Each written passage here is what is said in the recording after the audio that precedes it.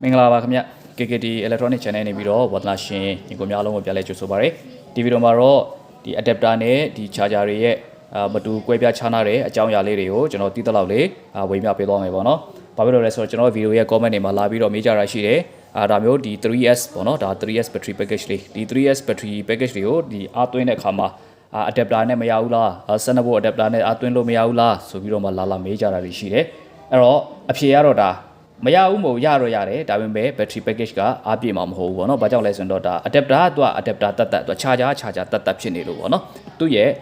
အတွင်းပိုင်း circuit တိစောက်ပုံကလည်းမတူသလိုသူ့ရဲ့အလုံးလုံးဆောင်တဲ့ပုံစံကလည်းမတူညီဘူးပေါ့နော်။အဲ့ဒီအကြောင်းအရာလေးကိုကျွန်တော်ပြောပြသွားမယ်ပေါ့။ဟုတ်ပြီ။အဲ့တော့ပထမဆုံးအနေနဲ့ကျွန်တော်တို့ဒါသူတို့ရဲ့ဒီအပြင်ရန်နေကြည့်လိုက်မယ်ဆိုရင်တော့ဒါတချို့ကတော့ဒီမှာစာရေးထားတယ်ပေါ့နော်။ဒီမှာတော့ဒီကောင်ကကျတော့ဒီမှာ ACDC adapter ဆိုပြီးတော့ဒီမှာကွက်ကွင်းကိုရေးထားတယ်။ဒါမျိုးရေးထားတာဆိုတော့ပြဿနာမရှိဘူး။သူကတော့12 voltထွက်မယ်5 ampere အထိထွက်နိုင်တယ်လို့ပြောတယ်ပေါ့နော်ဒါ adapter ဟုတ်ပြီ charger လည်းပဲသူကဒီမှာရေးထားတယ်အဲ့တော့သူကကြတော့ဒီမှာ12.6 volt 2A output ပေါ့နော်သူ့ရဲ့ output ကဟုတ်ပြီ12.6 volt ထွက်တယ်2 ampere အထိထွက်နိုင်တယ်ဟုတ်ပြီဒါဆိုတော့ဒါ 3S charger ပေါ့နော်12.6ဆိုတဲ့အတွက် lithium 3S charger ပေါ့ဟုတ်ပြီအဲ့ဒါလို့သိနိုင်ပြီတချို့ကကြတော့တချို့ adapter တွေမှာကြတော့သူကစာမရေးထားဘူးဒီ adapter လို့ဆိုပြီးတော့ဒီလိုကြီးကိုစာမရေးထားဘူးပေါ့နော်အဲ့တော့ charger နဲ့ adapter နဲ့ကိုကျွန်တော်တို့ဘယ်လိုခွဲမလဲဆိုရင်ဥပမာဗျာဒီလိုအမြင်အတိုင်းပဲဒီဟာခွဲဖို့ခက်နေတယ်ဆိုရင်တော့သူ့ကိုကျွန်တော်တို့ကဒီမှာပလက်ကောင်းထိုးလိုက်မယ်เนาะဒါ adapter ကိုပလက်ကောင်းထိုးလိုက်ရင်ဒီမှာ indicator မီးရဒီမှာအနီလေးလာလင်းတယ်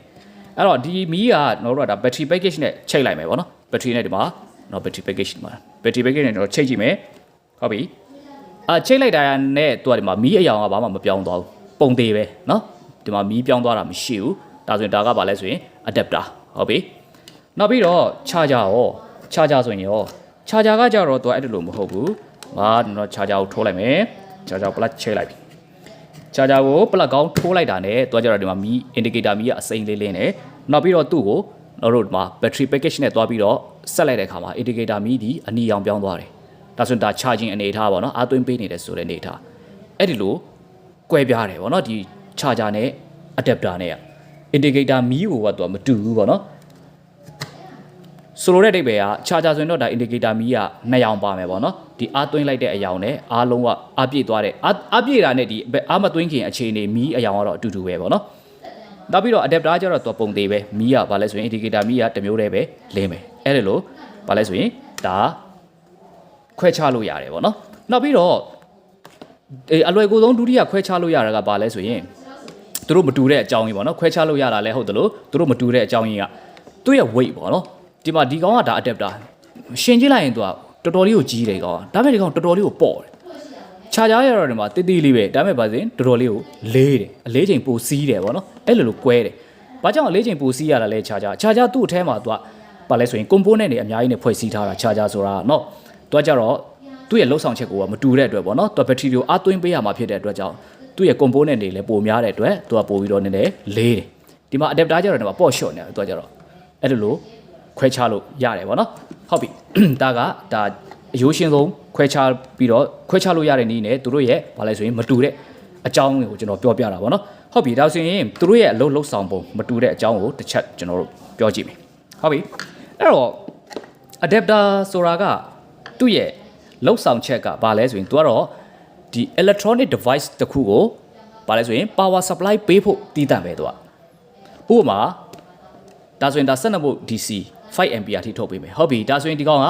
12 volt အသုံးပြုတဲ့ electronic device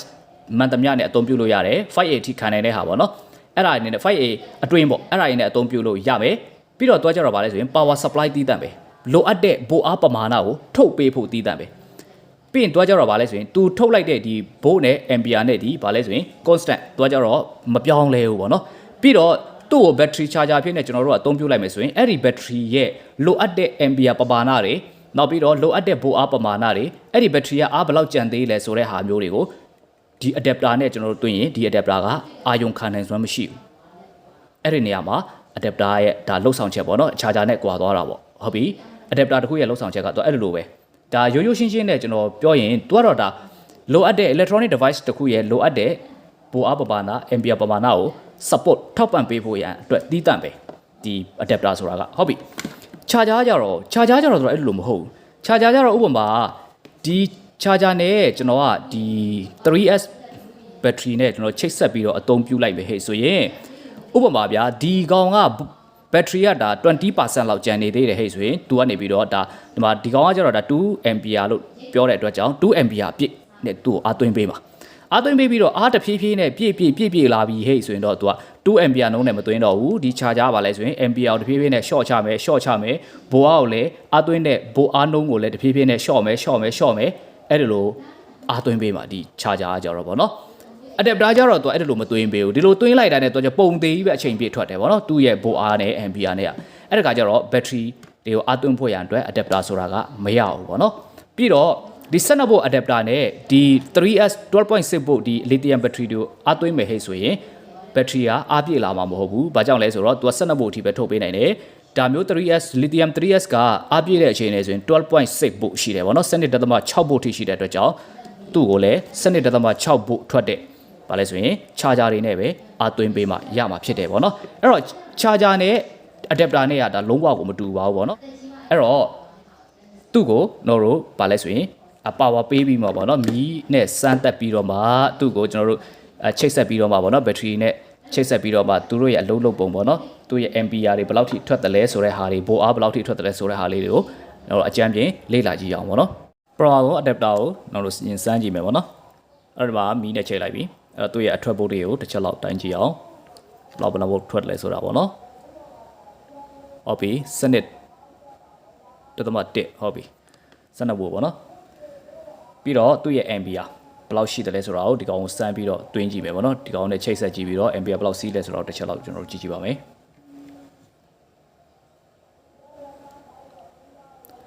ampere ဒီမှာ 1.5 ampere စီးဝင်နေတာကိုတွေ့ရတယ်ပေါ့နော်ဒီ adapter နဲ့ဒီ battery နဲ့ချိတ်ဆက်လိုက်တဲ့အခါမှာပေါ့နော်ဒီ adapter နဲ့ battery နဲ့ချိတ်ဆက်လိုက်တဲ့အခါမှာဒီမှာ 1.5 ampere စီးဝင်တာကိုတွေ့ရတယ်ဟုတ်ပြီ charger နဲ့ဆိုရင်ရောဘယ်လိုလာမလဲပေါ့နော်တစ်ချက်လောက်ကြည့်ကြည့်မယ် charger ရဲ့အထွက်ဘိုးအားကိုတစ်ချက်လောက်တိုင်းကြည့်မယ် 12.86 ထွက်တာကိုတွေ့ရတယ်ပေါ့နော် 3S charger ဖြစ်ပါတယ်ဟုတ်ပြီ 12.8 ထွက်တယ်သူရဲ့ ampere ကိုတစ်ချက်တိုင်းကြည့်မယ်အားသွင်းတဲ့အချိန်တွေပါပေါ့နော် ampere တိုင်းကြည့်ပါမယ်ဟုတ်ပြီ ampere 1.9 2 ampere ပေါ့နော်1.9 ampere 2 ampere နီးနီးထွက်တာကိုတွေ့ရပါတယ်ဒါတော့ဒါ battery ရဲ့လက်ကျန်ဒီဘိုအားအလိုက်ပေါ့နော်ဒီ ampere ပြောင်းလဲသွားပဲပေါ့နော် charger ဖြစ်တဲ့ဟုတ်ပြီသူ့ရဲ့ indicator မီးရလေဒီမှာbattery နဲ့ချိတ်လိုက်တာနဲ့သူကအနီရောင်ပြောင်းသွားတယ်လွတ်လိုက်ရင်အစိမ်းရောင်ပြန်ဖြစ်သွားတယ်ပေါ့နော်ဟုတ်ပြီတော့အပြည့်ရင်လည်းပဲသူကအစိမ်းရောင်ပြန်ပြီးတော့ပြောင်းသွားမှာပေါ့နော် indicator မီးကအပြည့်သွားတဲ့ချိန်တွေပါဟုတ်ပါပြီဒါတော့ဗာလဲဆိုရင် charger နဲ့ဒီ adapter တို့ရဲ့ဒါ RC ဝင်မှုအခြေအနေကိုကျွန်တော်တို့လေ့လာကြည့်တာပေါ့နော်အဲ့တော့ ampere ကတော့အဲ့ဒီလိုတွေ့ရတယ်ဒါကြောင့်မို့လို့ charger နဲ့ဒီ adapter တွေရဲ့သူတို့ရဲ့လှုပ်ဆောင်ပုံလှုပ်ဆောင်ချက်တွေကတော့ဒါလုံးဝမတူကွဲပြားတာကိုကျွန်တော်တို့တွေ့ရတယ်ပေါ့နော်အဲ့တော့သူရဲ့စီးဝင်နေတဲ့ ampere ပမာဏတွေဘိုးအားပမာဏတွေလည်းဒါမတူညီတာကိုတွေ့ရမယ်ပေါ့နော်ဟုတ်ပြီအဲ့တော့ကြည့်ရှုခဲ့ကြတဲ့ဝါသနာရှင်တွေအနေနဲ့ဒါ adapter နဲ့ဒီ charger တွေရဲ့ကွဲပြားခြားနားတဲ့ဒီသဘောတရားလေးတွေကိုဒါနားလည်မယ်လို့ကျွန်တော်ယုံကြည်တယ်ပေါ့နော်တခုရှိတာကဒီ charger တွေကို power supply အနေနဲ့သုံးလို့မရဘူးလားပေါ့နော်ရပါတယ် power supply အနေနဲ့သုံးလို့ရပါတယ်ပေါ့နော်သူ့ကိုလည်းပဲဥပမာဗျာသူနဲ့ကျွန်တော်တို့ကဒါ12 volt မီးထိုးမယ်ဆိုရင်ရပါတယ်သူ့ကို direct ချိတ်ဆက်ပြီးတော့12 volt မီးထိုးလို့ရတယ် power supply အနေနဲ့လည်းသုံးလို့ရပါတယ်ပေါ့နော်ပြဿနာမရှိပါဘူးဒီ adapter တွေရဲ့လှုပ်ဆောင်တဲ့အတိုင်းဒီကောင်ကလည်းလှုပ်ဆောင်နိုင်ပါတယ်ပေါ့နော်အဲ့တော့ဒီကနေ့ကျွန်တော်ပြောပြခဲ့တဲ့အကြောင်းအရာလေးတွေကိုနားလည်သဘောပေါက်လည်မယ်လို့ထင်ပါတယ်အဲ့တော့နောက်ဗီဒီယိုတွေမှာဒီတစ်ကောင်းတဲ့အကြောင်းအရာလေးတွေနဲ့ကျွန်တော်တို့ပြန်ပြီးတော့တွေ့ပါမယ်ကြည့်ရှုပေးခဲ့တဲ့အားလုံးကိုကျေးဇူးတင်ပါတယ်ခင်ဗျာ